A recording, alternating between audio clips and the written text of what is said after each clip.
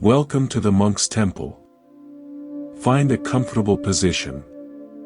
Let your body settle and your breath find its natural rhythm. In and out. No need to change anything. Just be here. In this space. Today, we will explore a feeling that visits every human heart. A quiet, sometimes heavy, sense of being separate. We call it loneliness. But through the gentle, profound wisdom of Buddhism, we will learn to see it differently. We will learn to hear its hidden invitation. The Buddha's teachings do not ask us to escape our feelings. They guide us to understand them. To sit with them, as you would sit with a friend who is in pain. With patience. With kindness. Loneliness, when we truly meet it, is not a wall. It is a door. A door that opens inward, to a space we often forget exists, the sanctuary of our own being. Let me begin with a story. Not from an ancient text, but from a modern kitchen. A woman told me that after her children grew up and moved away, the house felt different. It was clean, quiet, and terribly empty. One evening, she decided to bake bread, something she hadn't done in years. As she measured the flour, she felt a pang of that loneliness. No one to bake for, she thought. But she continued.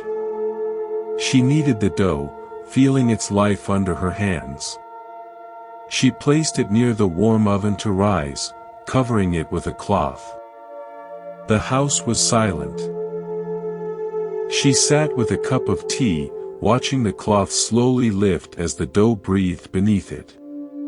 In that quiet, watching this simple act of life, the dough rising all by itself, something shifted. The silence wasn't empty anymore. It was filled with a gentle, growing presence. She wasn't baking for anyone. She was baking. And in that simple, solitary act, she felt a deep, quiet contentment. The loneliness had softened into something else. It had become a peaceful companionship with the process of life itself. If this idea of finding companionship in quiet moments speaks to you, I warmly invite you to subscribe to the Monk's Temple.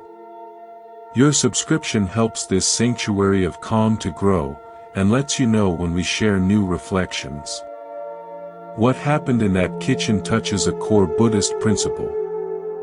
We often confuse happiness with its causes. We think, I am happy because I am with someone. Or, I will be happy when someone arrives. This is giving away your power. It is like believing a mirror creates your face. The mirror only reflects what is already there. Loneliness is the feeling that arises when the mirror is gone, and we fear our own face has disappeared with it.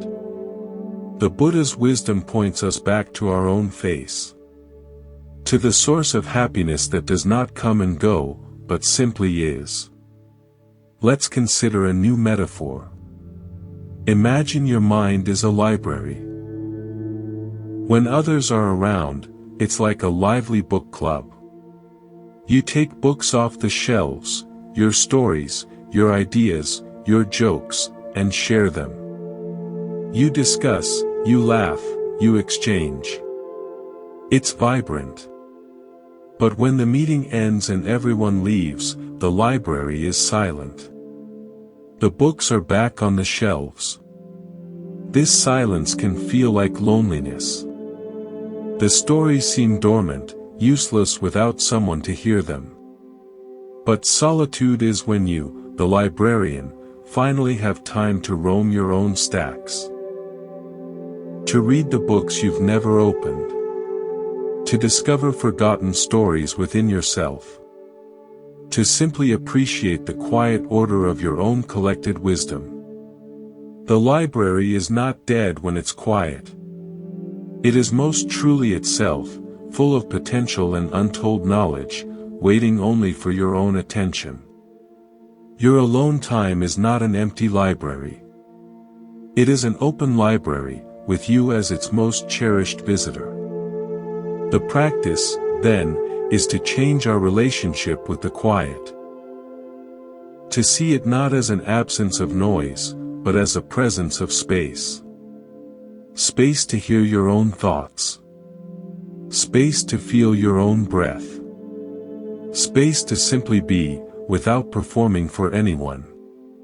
So tonight, if you feel that familiar sense of loneliness beginning to settle, try this.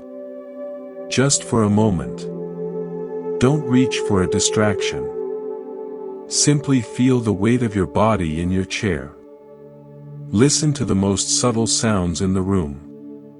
Notice the air as it touches your skin. In this direct experience, there is no story of alone or not alone. There is just experiencing. Awareness itself is never lonely. It is what holds all experience, the way the sky holds all weather. This is the first step. From seeing loneliness as a problem to be solved, to seeing it as a space to be entered. A space that belongs entirely to you. Let's continue our journey inward. Settle in a little deeper. Feel the support beneath you. Notice the gentle rise and fall of your chest. In this quiet space together, we will explore another dimension of the feeling we call loneliness, and discover the strength that lies hidden within it, waiting to be recognized. In Buddhism, there is a powerful concept known as santuthi, contentment. It is not a passive resignation, but a vibrant, chosen peace with what is sufficient. Often, our loneliness is a rebellion against santuthi. It is the voice that says, "This is not enough. This quiet is not enough. This time with myself is not enough. I need more people, more noise, more validation." We are like a cup, constantly turned upward, waiting for the world to pour something in to make us feel full. Loneliness is the ache of the empty, upturned cup. But the Buddha taught that the cup itself is a miracle. And that the space inside it is not a deficiency, it is capacity. It is readiness. Solitude is the practice of turning the cup right side up, resting it on the stable table of your own awareness, and discovering that its very emptiness is what makes it useful, beautiful, and whole. I remember a man who came to the temple, a former sailor. He had spent decades on massive container ships, surrounded by the constant hum of engines and a small, close-knit crew. Upon retirement, he moved to a small, landlocked house. The silence there, he said, was terrifying. It wasn't peaceful, it was a roaring void. The loneliness was a physical pressure. He tried to fill it with television and radio, but it only made the silence feel louder when they were off. On a walk one day, frustrated, he picked up a smooth, round stone from a dry riverbed. For no reason, he put it in his pocket. Later, sitting in his silent living room, he felt the stone. He took it out and just held it, feeling its cool, solid weight. He found himself rubbing his thumb over its surface, a slow, rhythmic, silent motion. He did this every evening. That stone, that simple, silent ritual, became an anchor. He wasn't filling the silence, he was meeting it with a tangible, quiet presence. He told me, on the ship, I was never alone, but I was always listening for the next alarm, the next order. Holding this stone, I am alone, but for the first time, I am listening to nothing but the present. The silence isn't empty anymore. It's solid, like this rock. His profound loneliness had led him to a practice of deep, tactile presence, a solitude rooted in the simple, undeniable reality of a stone. His story reveals a beautiful truth. Our culture often sees being alone as a state of lack. But in the Buddha's wisdom, it can be a state of profound resource. When you strip away the external references, the opinions, the conversations, the social roles, what remains? You remain. And you are not just a blank page. You are a field of awareness, of sensation, of breath, of memory, of potential. Loneliness feels like being stranded in an empty field. Solitude is the discovery that you are not stranded, you are the field, and it is fertile ground. Let's think of it with a new image. Imagine your awareness is a lake at dawn. When you are with others, the lake is active. Boats of conversation cross it. Stones of laughter skip across its surface. It is lively and rippled, reflecting the activity all around. This is beautiful. But when everyone leaves, the boats are docked, the stones sink. The lake becomes still. At first, this stillness can feel like loneliness, a dead calm, a mirror with nothing to reflect. But if you wait, and look deeply, you see that the still lake is now reflecting something vast and majestic, the entire sky. The clouds, the first light of dawn, the infinite blue. It is reflecting a universe. In your social life, you reflect the people around you. In solitude, you have the opportunity to reflect the cosmos. Your quiet mind, when stilled, doesn't become empty, it becomes vast enough to hold the whole sky. Your loneliness, then, is just the moment before the ripples settle and the grand reflection begins. This is why the Buddha encouraged periods of solitude, even for those living in the world. It is not an escape from life, but a dive into its deepest dimension. It is in the quiet that we hear the subtle voice of our own intuition, the voice often drowned out by the crowd. We feel the contours of our own heart, not shaped by another's expectations. We touch the peace that has no opposite, the peace that is inherent in simply being aware. So, what can you do when the feeling arises? Begin with the body. Loneliness often feels like a ghostly, emotional ache. Bring it down to earth. Feel your feet firmly on the floor. Press your palms together gently. Feel the aliveness in your fingertips. This body is your constant companion, your anchor in the present moment. It is never lonely. It simply is. By aligning your attention with the solid, present reality of the body, you step out of the ghost story of the mind and into the sanctuary of the here and now. Then, engage in a single, mindful act. It could be making a cup of tea, feeling the warmth of the mug. It could be watering a plant, observing the leaves. It could be organizing a shelf, appreciating the order. Do it not to pass time, but to fully inhabit the time. In that full inhabitation, there is no room for the story of, I am alone. There is only the tea, the plant, the shelf, and the awareness that holds them all. In that unity, solitude blooms naturally. You are not waiting for your life to begin when someone else arrives. Your life is happening now, in the breath you are taking, in the sounds you are hearing, in the awareness reading these words. This moment, however quiet, is complete. It is a gift of undivided attention from the universe to you.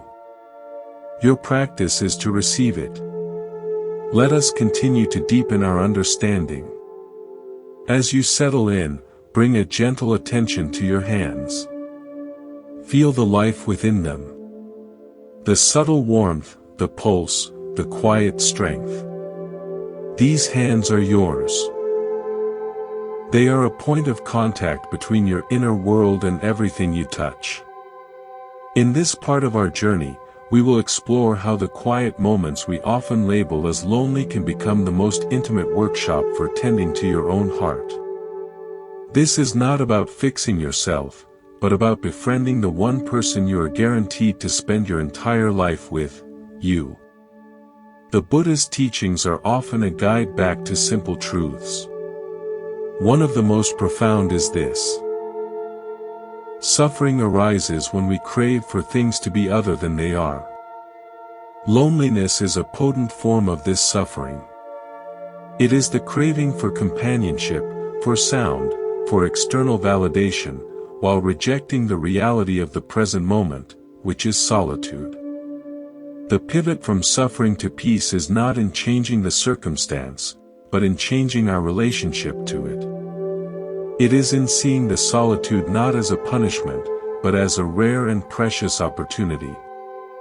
Imagine a master woodcarver. She does not do her finest, most detailed work in a noisy, crowded marketplace. She retreats to a quiet workshop. The stillness is not her enemy, it is her essential ally. It allows her to hear the whisper of the grain, to feel the subtle resistance of the wood, to apply her tools with precise love. Your own heart and mind are that piece of wood. Your periods of solitude are your workshop. The quiet is the condition that allows for your most careful, attentive self-work. I knew a violin maker, a true artisan. His showroom was in a busy city, but his workshop was in a shed at the bottom of a silent garden.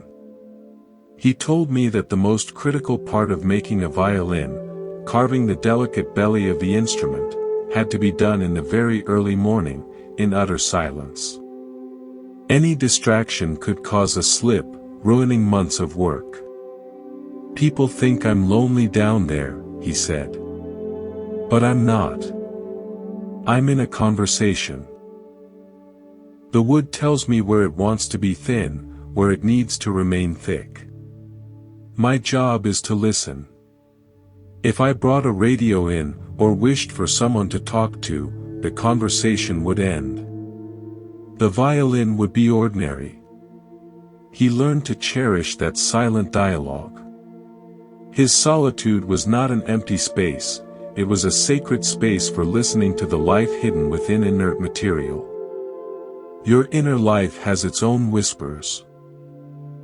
Intuitions, truths, creative sparks, deep healings that need a silent space to be heard. Loneliness is the noise of wishing for a different conversation. Solitude is the act of tuning your ear to the one already happening within.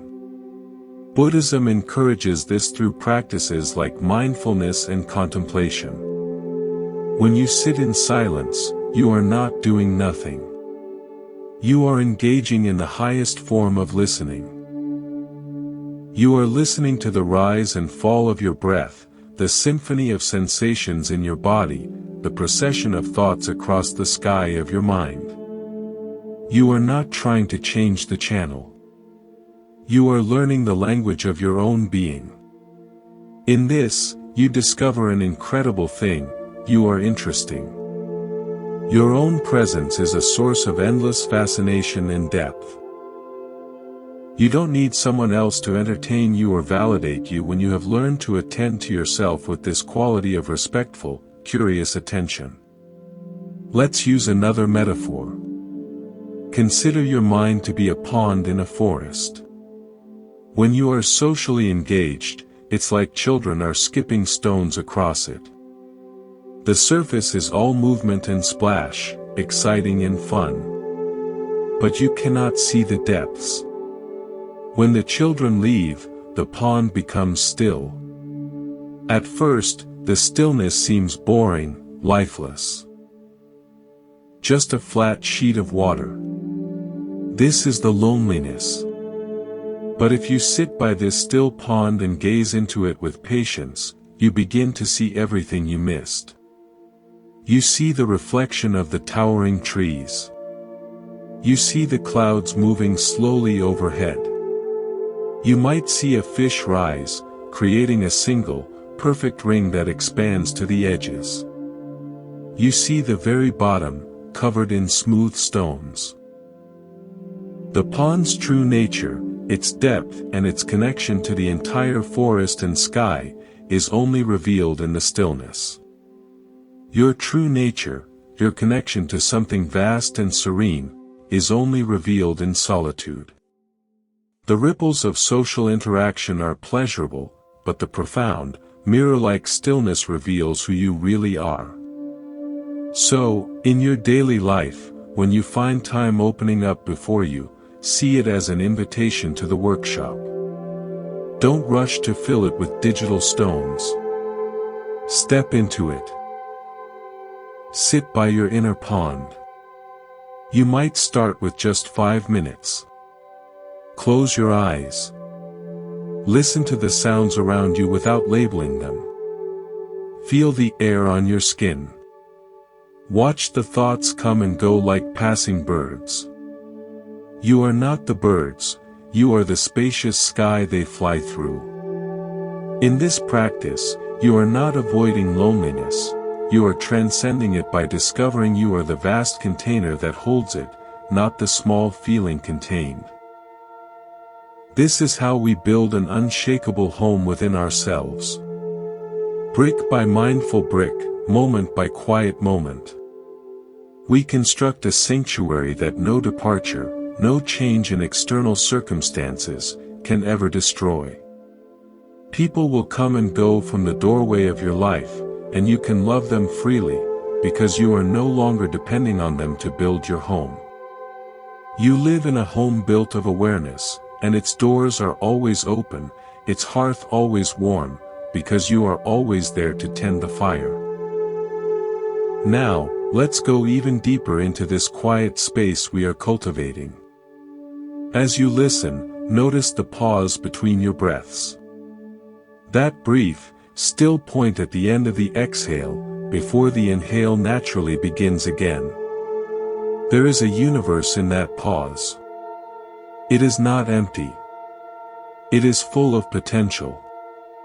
In the same way, the pauses in our social lives, the times between conversations, between gatherings, the evenings alone, are not voids.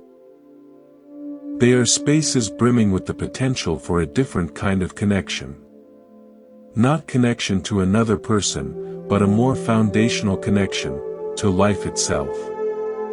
And paradoxically, it is from this deep, inner connection that our most authentic connections with others can finally blossom. The Buddha taught extensively about relationships, about love, compassion, and community. But the foundation for all healthy relationship is a healthy relationship with oneself. You cannot offer true peace to another if you are at war with your own solitude. You cannot truly listen to another if the sound of your own inner loneliness is a constant scream for attention. Think of it like this: if your own cup is full of holes, cracked and leaking, you will constantly be looking for someone else to fill it. Every interaction becomes a transaction, a subtle plea, please, make me feel whole. This is a heavy burden to place on another person, and it is the hidden engine of much of our loneliness even within crowds. We feel lonely because we are seeking from others what we have not yet learned to find within ourselves. I once met a gardener who specialized in restoring old, neglected rose bushes. People would bring him bushes that were scraggly, barely blooming, all their energy going into weak, sprawling stems. He would do something that seemed brutal. He would prune them back almost to the ground in the dormant season. The owners would often gasp, "Now it looks like nothing. It's just a few sticks in the dirt." But he would smile and say, now it can grow strong. He explained that the bush was wasting its energy trying to send out too many shallow stems in too many directions, seeking sunlight and validation everywhere. By cutting it back, he forced its energy down, deep into the roots and the few remaining strong stems. The next season, it wouldn't have more branches, but the branches it had would be thick, robust, and would produce magnificent, fragrant blooms. Our social selves can be like that rose bush, reaching out in too many directions, seeking validation from countless sources, becoming thin and weak. Loneliness can be that harsh, dormant season, that pruning. It cuts away the distracting, outward-seeking growth. It feels like being reduced to sticks in the dirt. But it is in this reduced, quiet state that our energy is forced inward, downward, to our roots, to our core. And from that deep, nourished core, our next growth, when we choose to engage with the world again, will be strong, authentic, and truly beautiful. It won't be a desperate reach for light, it will be a steady, confident blooming from a source of light within. This is the great secret that Buddhism gently unveils: solitude fertilizes the roots of compassion. When you are no longer desperately thirsty yourself, you can truly offer a drink to others.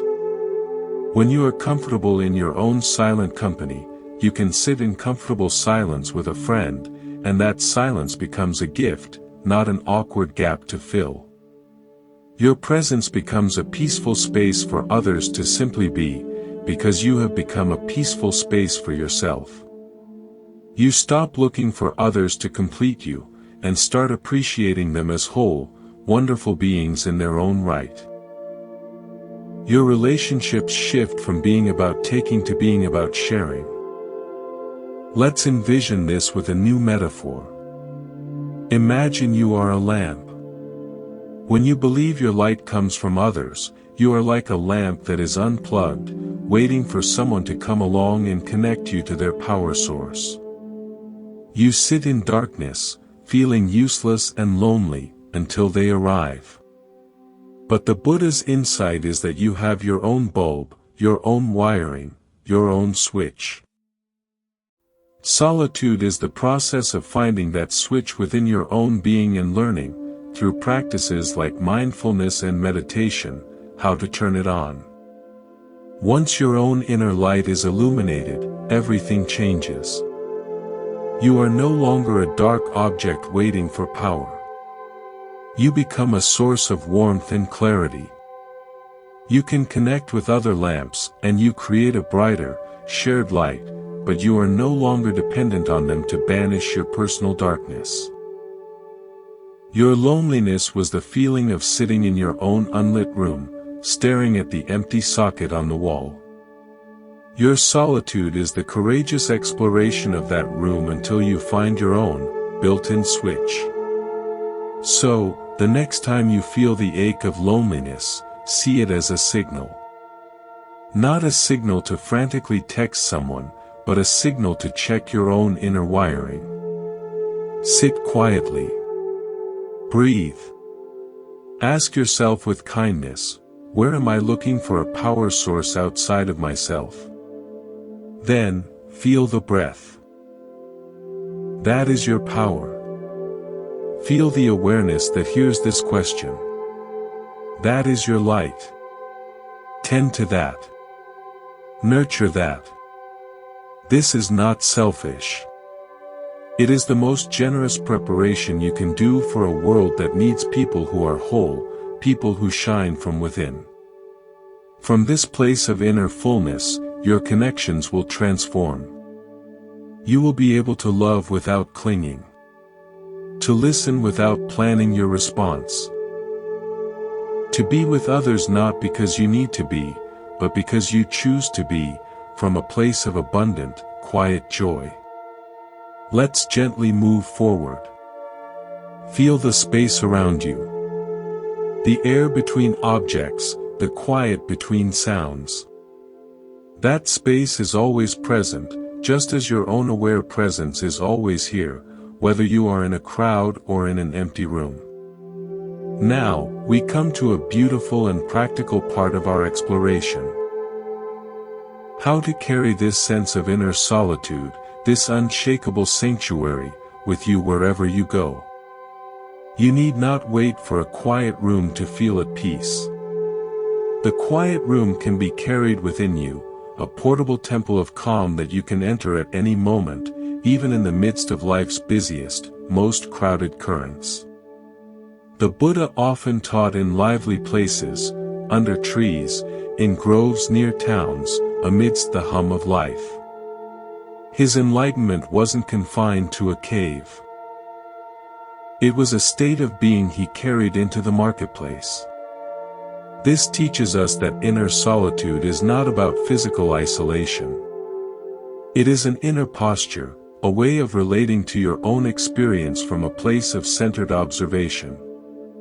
It is the difference between being a leaf tossed on the stormy waves of external stimulation, and being the deep, still ocean floor beneath those waves.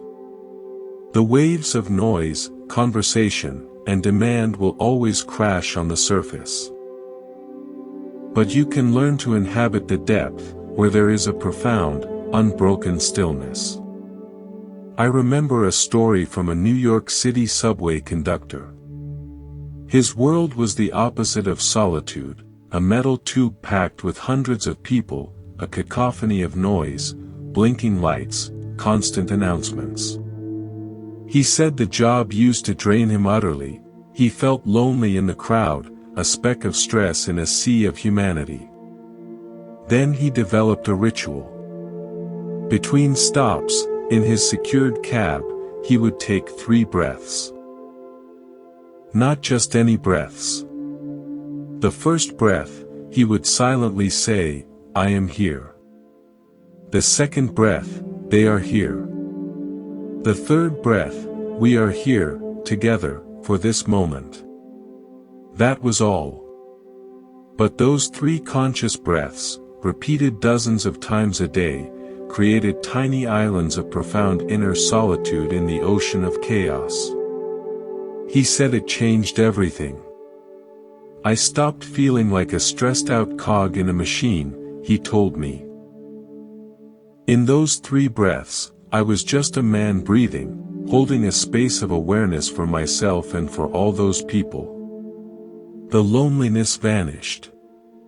I wasn't separate from them, I was the one silently acknowledging our shared, noisy, human journey.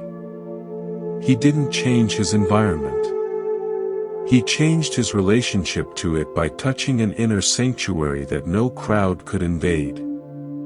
This is the practical magic of the Buddhist approach. It is not about rejecting the world, but about finding your unwavering center within it. Your solitude becomes not a place you go to, but a place you come from. Think of it as an inner mountain. Most of the time, we live in the weather on the mountain slopes, the sunshine of good times, the storms of conflict, the fog of confusion. We think we are the weather. Loneliness is a cold, biting wind on those slopes. But the practice of mindfulness is the climb to the summit. From the summit, you can see all the weather patterns moving below.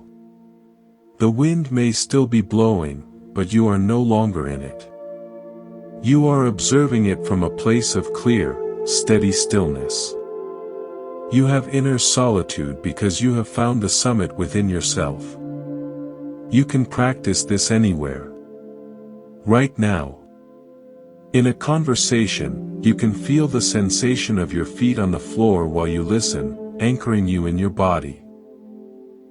In a waiting line, you can follow 2 full cycles of your breath, feeling the cool air enter and the warm air leave. In a moment of overwhelm, you can silently name 3 things you see, hear, and feel. These are not escapes. They are homecomings. They are brief visits to your inner summit, reminding you that you are not just the content of your experience, the rush, the worry, the chatter, you are the aware space holding it. Let's use a final metaphor for this part. Imagine your mind is a vast, clear bell jar.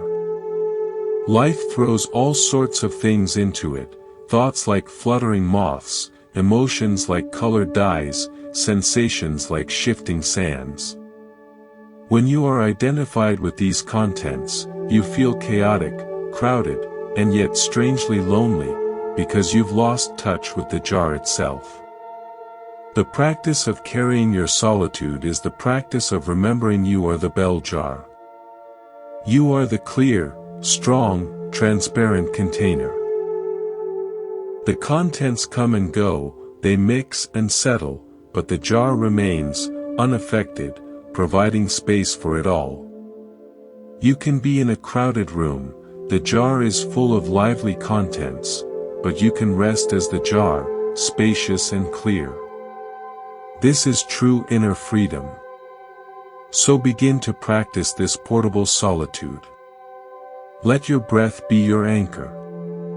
Let the feeling of your body be your ground. Let the simple awareness of, I am here, be your sanctuary. You carry your temple with you. You are never without a quiet place to rest, because you are that place. Let's settle into a deeper layer of stillness now. As you listen, allow your attention to soften, like mist settling over a quiet lake. We have spoken of solitude as a sanctuary, a workshop, a portable temple. Now, let us explore what grows in this fertile silence. For the quiet mind is not a fallow field, it is the richest soil imaginable. From this soil, when we stop trampling it with the constant footsteps of distraction and desire, the most beautiful and unexpected flowers can bloom, creativity, profound insight, and a joy that does not depend on anything outside of this present moment. This is the gift that awaits when we stop seeing loneliness as a barren emptiness and start honoring solitude as a creative void. In the Buddhist texts, the Buddha's own supreme insight, his enlightenment, did not come in a moment of social debate or crowded gathering. It came in the deep, sustained solitude of sustained meditation under the Bodhi tree. The quieting of his mind allowed the ultimate truth to surface, like the reflection of the moon appearing on a perfectly still pond. This is a powerful metaphor for our own lives. The constant chatter of our planning, worrying, and social comparing is like ripples on the water. It obscures the deep, clear reflections of wisdom that are always available beneath the surface. Loneliness often feels like the ripples have suddenly stopped, and we are left staring at our own unadorned reflection, which can be uncomfortable. But if we have the courage to keep looking, we may see not just our own face, but the reflection of the entire cosmos in our own eyes. Our own deepest answers are waiting in that quiet. I once knew a software engineer who burned out completely. His life was a whirlwind of open-plan offices, endless video calls, and a home life crowded with family needs. He felt deeply lonely, a hollow man going through the motions. His doctor insisted on a leave of absence. For the first week, he was frantic, lost. Then, out of sheer boredom, he began taking long, aimless walks in a nearby forest, with no phone. One day, he found a fallen log and just sat. He sat for over an hour, doing nothing. In that nothing, an idea surfaced, not about coding, but about a simple wooden toy he could make for his daughter. He hadn't worked with his hands since he was a boy. He bought some basic tools and wood. In the silent garage, with only the sound of sandpaper and his own breath, he entered a state of flow he had never known. That simple toy led to another, and another. He wasn't just making toys. He was reconstructing his own sense of self from the inside out. The profound loneliness of his burnout had forced the ripples to cease, and in that stillness, a buried creative spring bubbled up. He later told me, "I thought I needed to be around people to feel inspired. It turned out, I needed to be away from everyone to hear my own inspiration whisper." This is the alchemy of solitude. It is the furnace where the base metal of boredom and restlessness is transformed into the gold of authentic creation and understanding. When you are not consuming other people's words, other people's entertainment, other people's validation, you begin to produce from your own essence.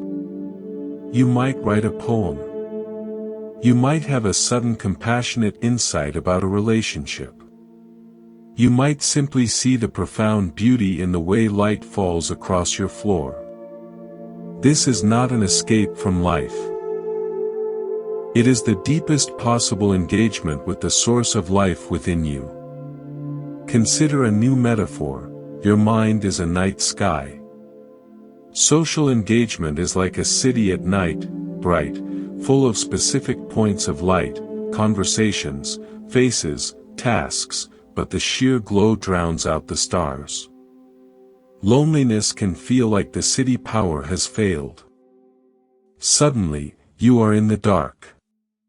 It's frightening and disorienting at first.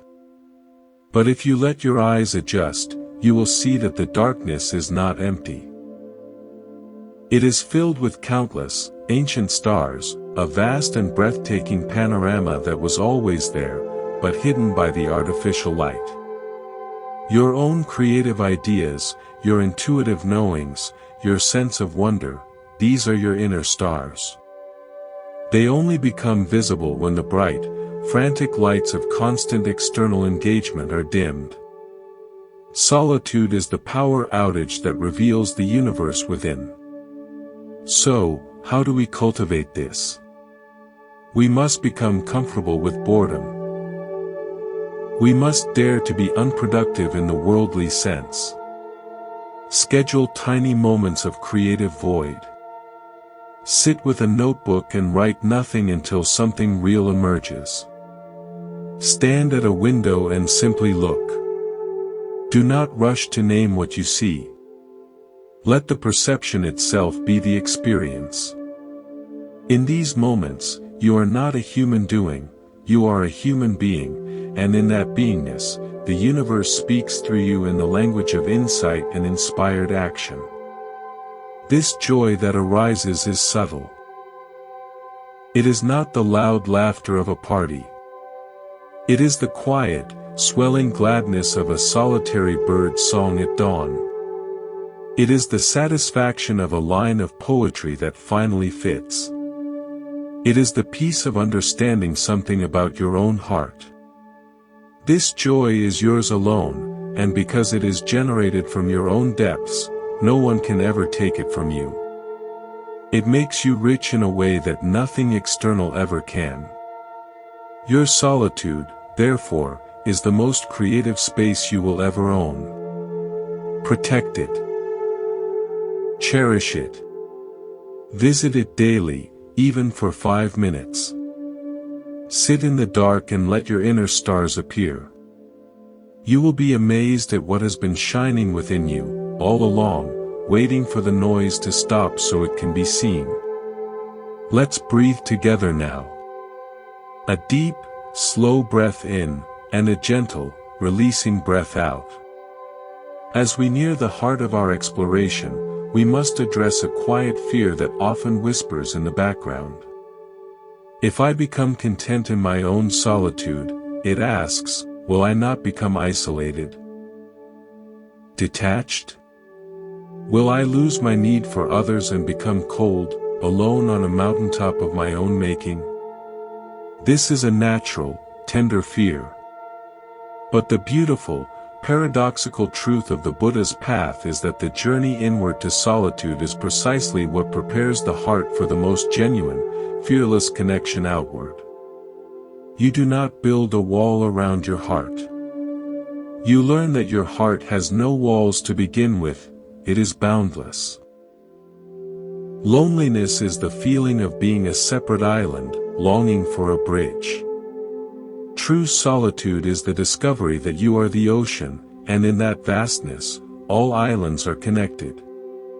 Buddhism places immense value on Sangha, community, spiritual friendship. The Buddha never taught that we should live as isolated atoms.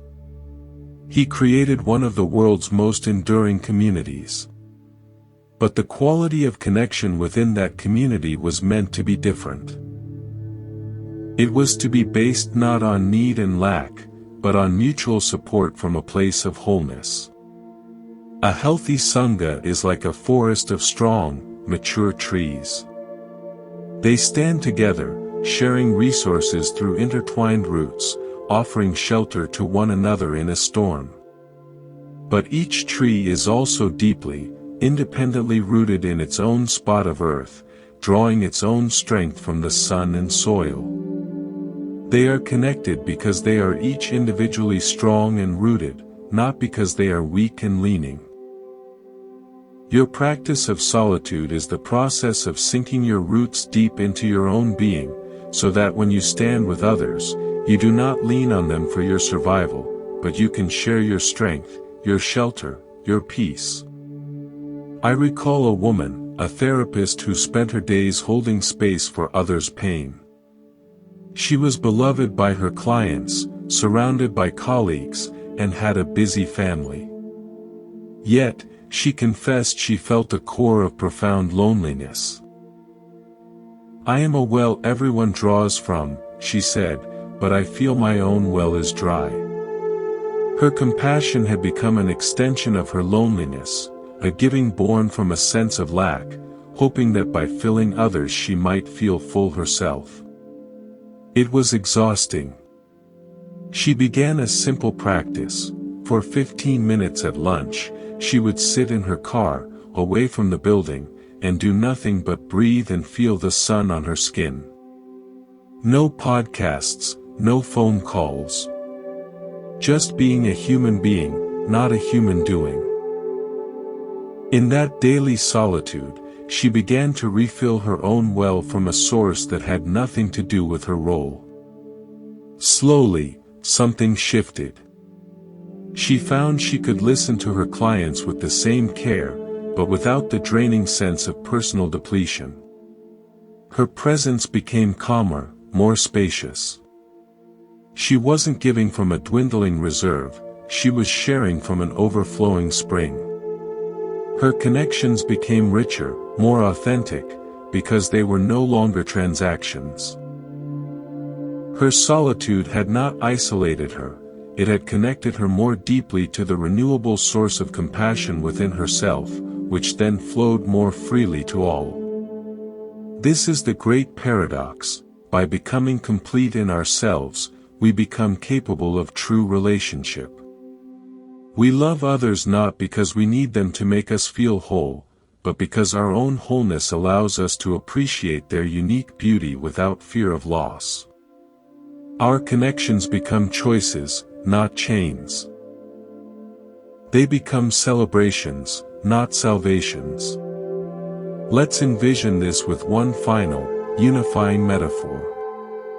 Imagine you are a clear glass vase.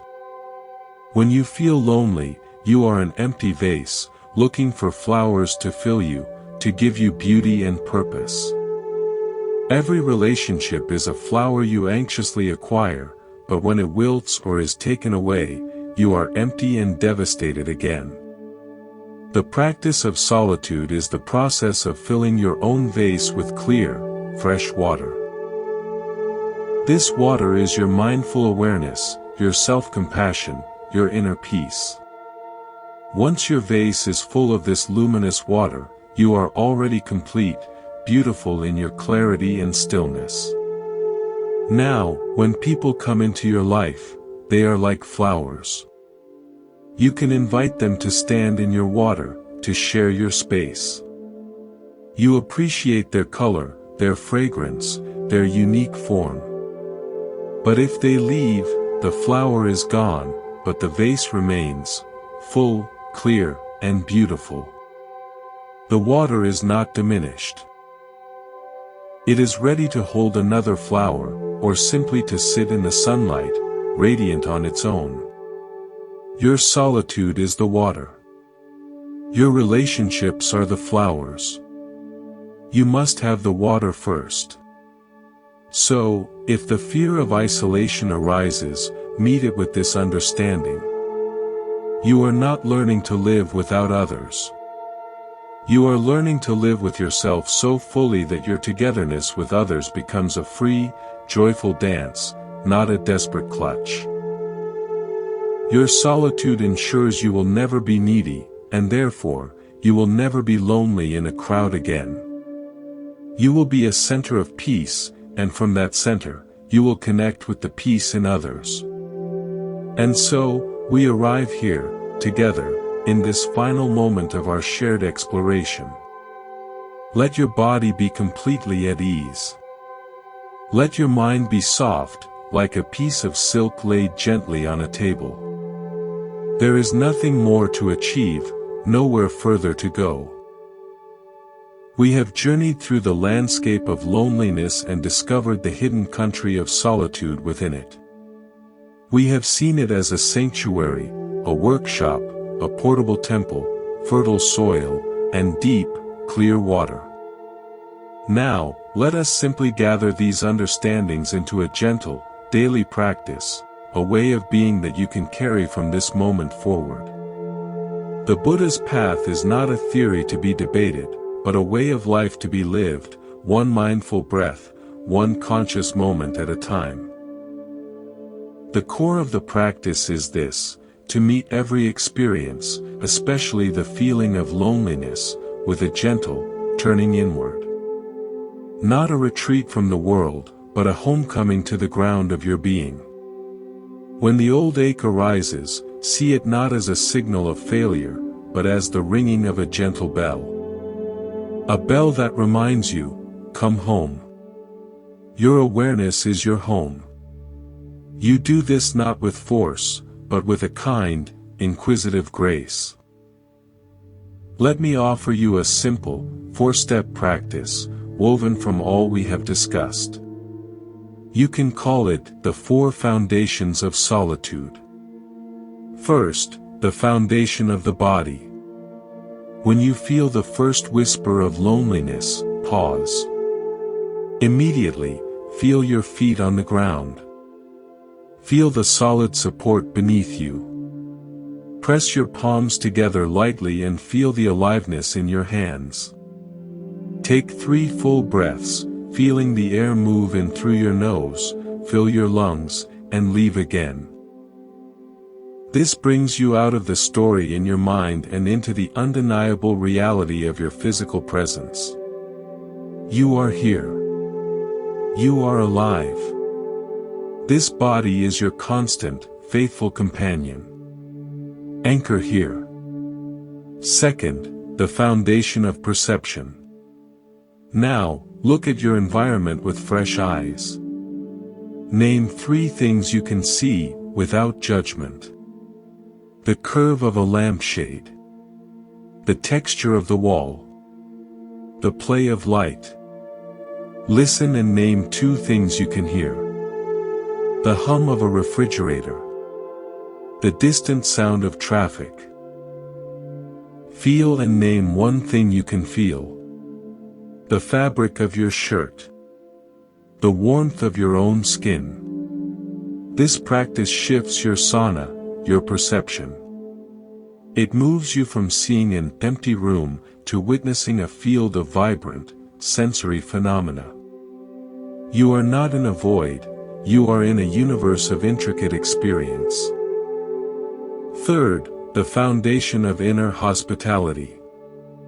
Now, turn that perceptive kindness inward. Ask silently, how does this feeling of loneliness feel in the body? Is it a tightness in the chest? A hollow feeling in the stomach? A weight on the shoulders? Just feel the physical sensations, without the story. Then, place a hand gently where you feel it. Offer it the warmth of your touch, as you would to a friend who is hurting. Whisper inwardly, "It's okay. This is here. I am here with it." This is the practice of being a host to your own experience. You are not abandoning yourself in your discomfort, you are keeping yourself compassionate company. Fourth, the foundation of purposeful space. Finally, from this place of grounded, perceptive, and hospitable awareness, choose one small, nurturing action. It must be for you, and of this moment. It could be pouring a glass of water and drinking it mindfully. It could be stretching your arms toward the ceiling. It could be writing one true sentence in a journal. Right now, I feel. It could be simply sitting for 5 more minutes in this attentive quiet. This action sanctifies the time. It transforms the empty time into my time, a time of conscious, caring engagement with your own life. This fourfold practice is your map. You can walk it in 3 minutes or 30. It is not about banishing loneliness, but about changing your relationship to it. Each time you do this, you are rebuilding the neural pathways of your mind. You are teaching your heart that solitude is safe, fruitful, and even peaceful. So, as we prepare to part ways in this dialogue, remember the central truth, the heart of the Buddha's message on this matter. You are never truly alone because you are always in relationship with awareness itself. Awareness is the deepest form of relationship. It is the silent witness that is with you when you laugh with friends and when you cry by yourself. It is the constant. It is your true home. Let people come into your life. Welcome them with an open, joyful heart. Share your warmth, your laughter, your humanity fully. But let them go when it is time for them to go, without clinging, without believing that your wholeness left with them. Your wholeness is your own.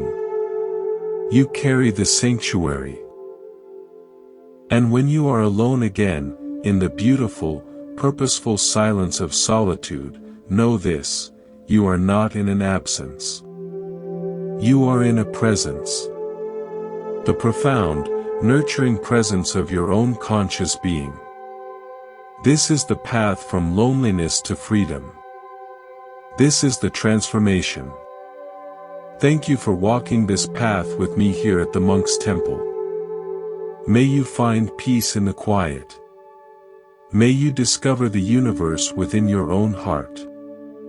May your solitude be rich, fertile, and deeply empowering. Go in peace.